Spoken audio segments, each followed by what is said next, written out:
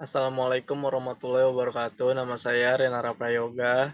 Saya dari kelompok satu. Saya ingin mempresentasikan tugas PPT pelajaran karakter building. Kelompok satu terdiri dari Renara Prayoga, Paulina Olivia, Rasya Nuriksan, Radu Gilang, dan Budi Adi. Di materi ini saya ingin mempresentasikan tentang narkoba dan psikospia.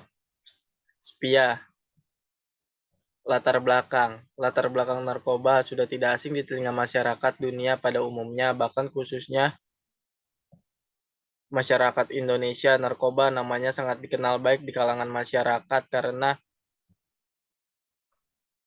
pengguna narkoba tersebut mengatakan bahwa benda tersebut merupakan benda yang dapat menolong mereka yang sedang mengalami masalah dalam kehidupannya. Menurut mereka, narkoba merupakan pahlawan dalam kehidupannya. Narkoba sudah meresahkan masyarakat kita di Indonesia karena efek dari benda ini bila dikonsumsi secara salah dan berlebihan oleh penggunanya, maka akan berakibat fatal.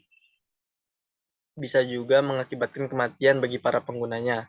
Dampak negatif selain kematian, narkoba akan merusak sistem saraf bagi para penggunanya sehingga tidak jarang para pecandu sering terganggu sistem sarafnya. Namun, dengan ancaman yang akan dirasakan oleh pecandu narkoba, para pecandu kebanyakan tidak menghiraukan hal tersebut yang akan membahayakan keselamatan hidupnya. Mereka malah senang bersahabat dengan benda tersebut. Bagi mereka, narkoba merupakan sahabat tanpa jiwa yang memiliki kekuatan dalam menolong mereka ketika mereka membutuhkannya. Pengertian narkotika. Narkotika adalah bahan atau zat yang dapat mempengaruhi kondisi kejiwaan psikologi seseorang, pikiran, perasaan, dan perilaku, serta dapat menimbulkan ketergantungan secara fisik dan psikologi. Menurut UU RI nomor 35 tahun 2009, narkotika adalah zat atau obat yang berasal dari tanaman atau bukan tanaman, baik sintetis maupun semi-sintetis, yang dapat menyebabkan penurunan atau perubahan kesadaran, hilangnya rasa, mengurangi sampai menghilangkan rasa nyeri, dan dapat menimbulkan ketergantungan.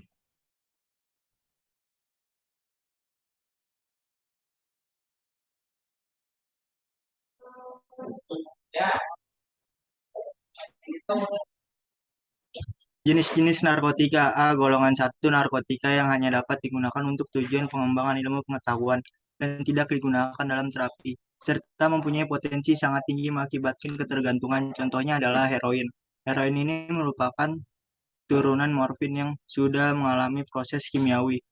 Pada mulanya heroin ini digunakan untuk pengobatan ketergantungan morfin, tetapi kemudian terbukti bahwa kecanduan heroin justru lebih hebat. Kokain. Efek dari penggunaan kokain dapat menyebabkan paranoid, halusinasi, serta berkurang rasa percaya diri. Pemakaian obat ini dapat merusak saraf di otak. Tiga, selain memperburuk sistem pernapasan, penggunaan yang berlebihan saat membahayakan dan bisa membawa kematian. Ganja. Ganja yang dikenal juga dengan nama cannabis sativa pada mulanya banyak digunakan sebagai obat relaksana untuk mengatasi intoksikasi keracunan ringan. Bahan yang digunakan dapat berupa daun, batang, dan biji, namun kemudian disalahgunakan pemakaiannya. Ganja dapat membuat ketagihan serta serta secara mental dan berpikir menjadi lamban dan pencandunya namun bodoh karena zat tersebut dapat mempengaruhi konsentrasi dan ingatan serta kemampuan berpikir menjadi menurun.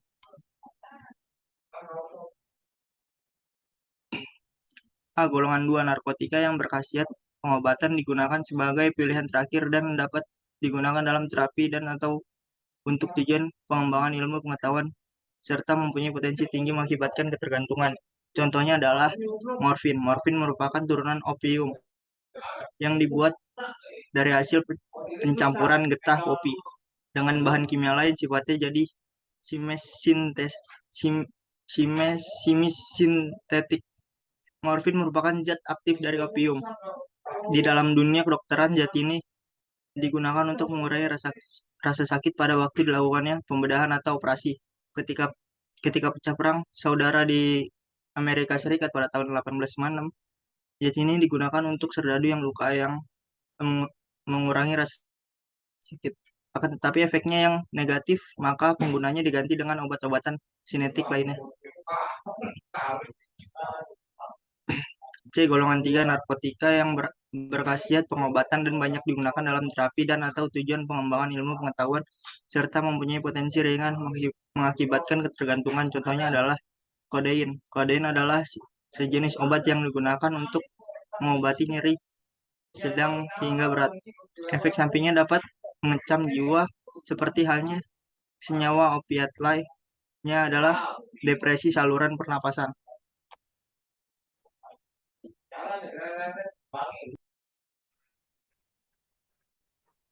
Pengertian psikotropika. Pengertian psikotropika. Menurut Undang-Undang Republik Indonesia Nomor 35 Tahun 2009, psikotropika adalah zat atau obat baik alamiah maupun sintetis bukan narkotika yang berkhasiat psikoaktif melalui pengaruh selektif pada susunan saraf pusat yang menyebabkan perubahan khas pada aktivitas mental dan perilaku. Jenis-jenis psikotropika.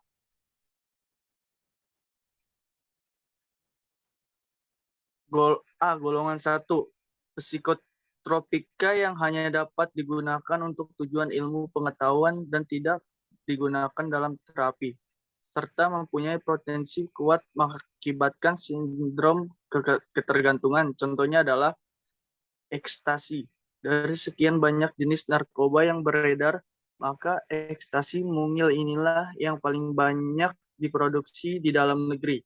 Selain dari bahan bakunya mudah didapat, harga jualnya pun bervariasi mulai dari harga golongan high class eksekutif, selebritis di atas 100.000 hingga harga banting di warung kafe 10.000 per butir. Inex, nama lain ekstasi, ini masih keturunan kandung psikotropika banyak diperjualbelikan bagai kacang goreng.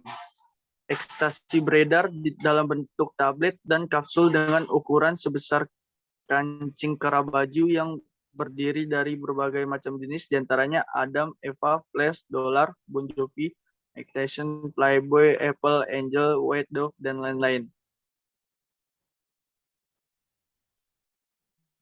Golongan 2. Psikotropika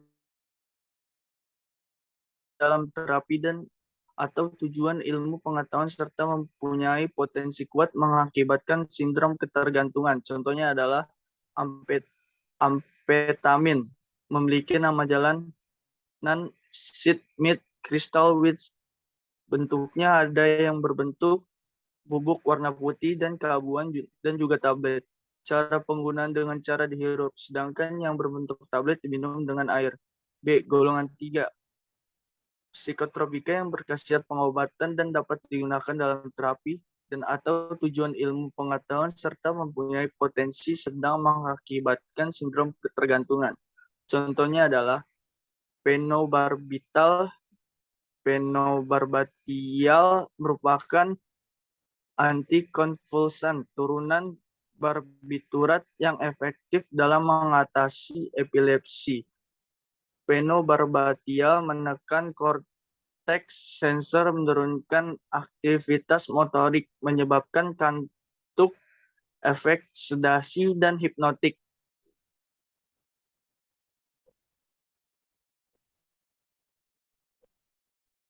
Zat adiktif. Adiktif lainnya adalah bahan atau zat yang berpengaruh psikotropik di luar narkotika, dan psikotropika meliputi A. Minuman alkohol yang mengandung etil alkohol yang berpengaruh menekan susunan saraf pusat dan sering menjadi bagian dari kehidupan manusia sehari-hari. Dalam kebudayaan tertentu, jika digunakan bersamaan dengan narkotika atau psikotropika akan memperkuat pengaruh obat atau zat itu dalam tubuh manusia. Ada 3 golongan minuman beralkohol, yaitu 1. Golongan A dengan kadar alkohol 1-5%. Contohnya bir. 2. Golongan B dengan kadar etanol 5-20%. Berbagai minuman anggur. Dan yang ketiga, golongan C dengan kadar etanol 20-45%. Contohnya whisky, vodka, Mansion House, Johnny Walker. B. inhalasi atau gas yang dihirup, dan solvent, zat pelarut, mudah menguap berupa senyawa organik yang terdapat pada berbagai barang keperluan rumah tangga, kantor, dan sebagai pelumas mesin. Beberapa yang sering disalahgunakan adalah lem, thinner, penghapus cat kuku, dan bensin. C. Tembakau. Pemakaian tembakau yang mengandung nikotin sangat luar di masyarakat. Selanjutnya ada rokok dan alkohol. Rokok dan alkohol sering menjadi pintu masuk penyalahgunaan nafza. Berdasarkan efeknya, terdapat perilaku yang ditimbulkan dari nafza. Dapat digolongkan menjadi 3 golongan sebagai berikut.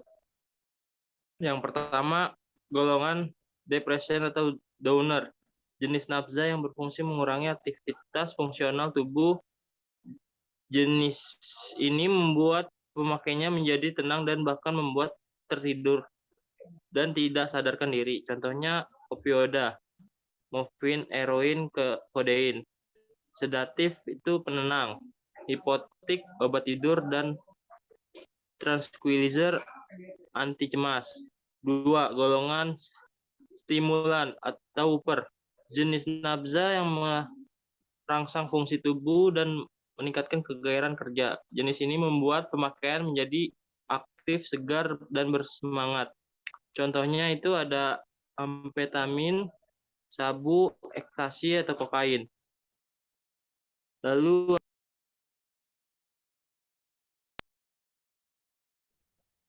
golongan halusinogen, jenis nafza yang dapat menimbulkan efek halusinasi yang bersifat perasaan, pikiran, dan seringkali menciptakan daya pandang yang berbeda, sehingga seluruh perasaan dapat terganggu. Contohnya kanabis atau ganja.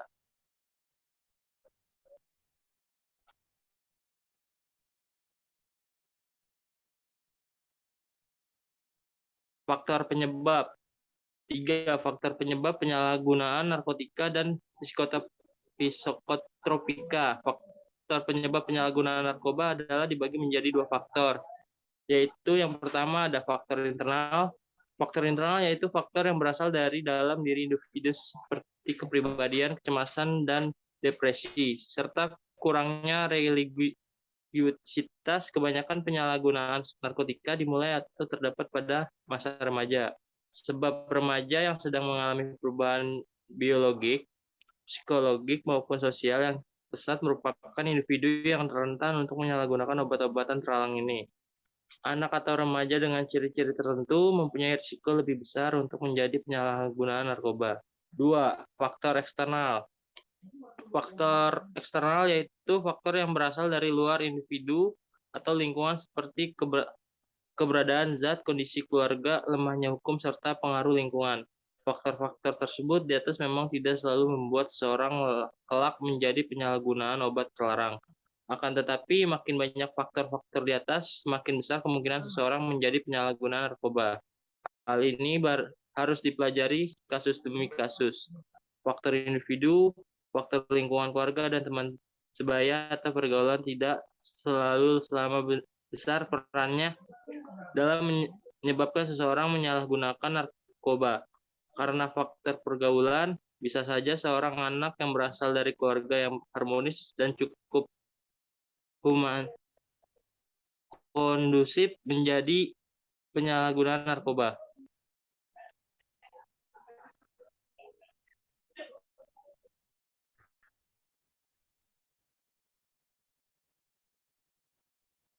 Empat, dampak penyalahgunaan narkotika dan psikotropika. Penyalahgunaan narkotika dan psikotropika adalah penggunaan salah satu atau beberapa jenis narkotika dan psikotropika secara berkala atau teratur di luar indikasi medis, sehingga menimbulkan gangguan kesehatan fisik, psikis, dan gangguan fungsional. Akibat dari penyalahgunaan yang dilakukan terlalu sering akan menyebabkan ketergantungan. 1. Dampak pada tubuh manusia. A. Otak dan susunan syaraf pusat yang berakibat pada gangguan daya ingat, gangguan perhatian atau konsentrasi, gangguan bertindak rasional, gangguan persepsi sehingga menimbulkan halusinasi, gangguan motivasi sehingga malas sekolah atau bekerja, dan gangguan pengendalian diri sehingga sulit membedakan baik atau buruk. B. Saluran napas akan terjadi radang paru dan pembengkakan paru. C. Jantung. Terjadi peradangan otot jantung, penyempitan pembuluh darah jantung. D. Hati. Terjadi hepatitis B dan C yang menular melalui jarum suntik hubungan seksual. E. Penyakit menular seksual dan HIV atau AIDS. Para pengguna nafza dikenal dengan perilaku seks resiko tinggi. Mereka mau melakukan hubungan seksual demi mendapatkan zat atau uang untuk membeli zat. Penyakit yang terjadi adalah kencing nanah, raja singa, dan lain-lain. Pengguna nafza juga menggunakan jarum suntik bersama-sama membuat angka penularan HIV atau AIDS semakin meningkat.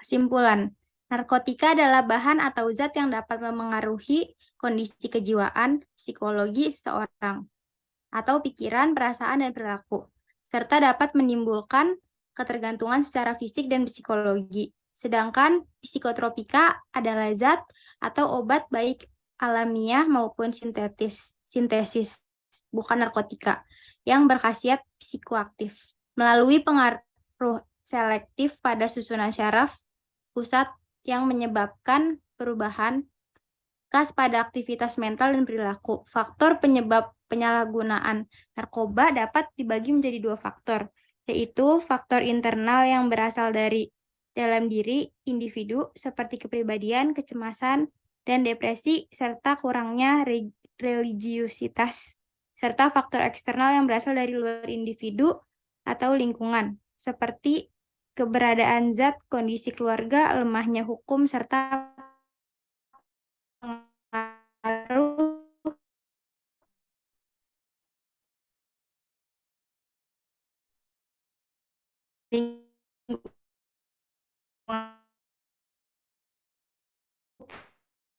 medis atau dengan media lain.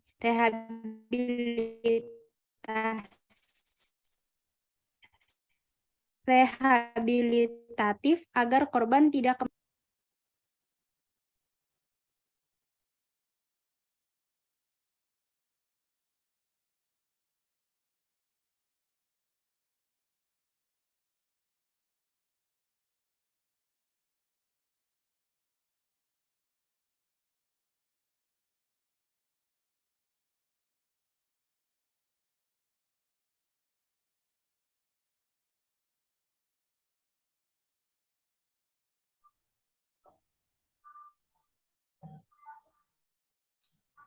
Sekian dari kami kelompok 1.